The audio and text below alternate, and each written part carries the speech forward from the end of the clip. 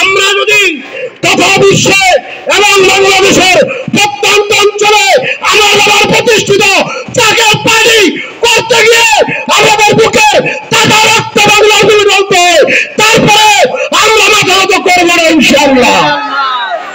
প্রতিষ্ঠিত জাকের পার্টি তেনার ঘোষিত জাকের পার্টির মহামান্য চেয়ারম্যান মুস্তাফা আমির ফয়সাল মুজাদ্দিদি সাহেবের নেতৃত্বে তেনার আনুগত্যে আমরা সদা সর্বদা কর্ম করে থাকি। ঠিক কিনা বলেন?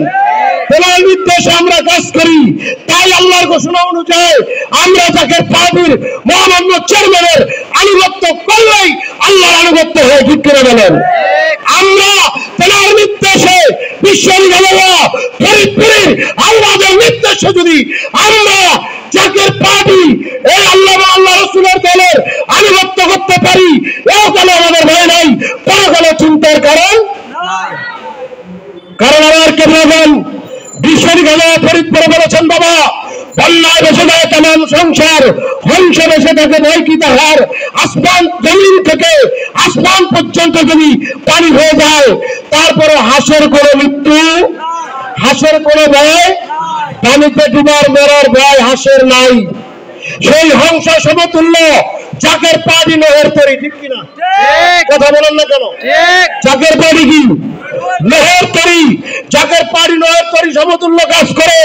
এই জাকের পার্টির পতাকা ধরে থাকলে, লোহের তরির মধ্যে থাকলে আমার কেবল বিশ্ব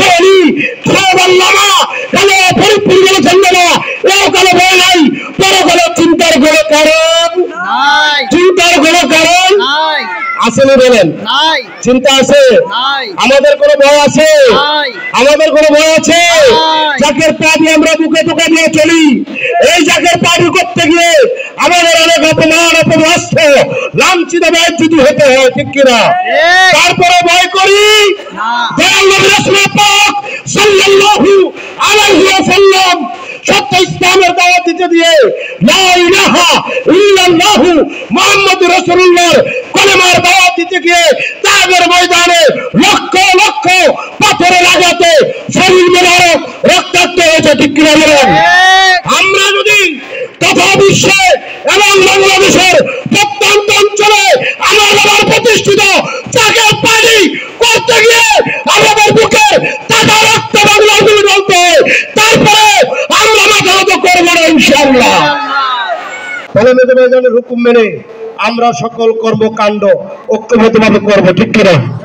রাজি আছি না নাই? নাকি মেজবাইজানের ডাকে আপনারা সাড়া দিবেন না? দিবেন কিনা? কে কে সাড়া দিবেন হাত তুলেন।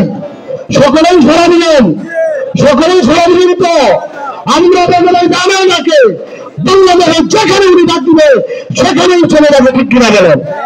আমরা বিশ্বাস করি এবং বুকে ধারণ করি, লালন করি। আমরা কেবল আল্লাহর নির্দেশে হেফুল ইমামের কদমেই থাকবো ইনশাআল্লাহ।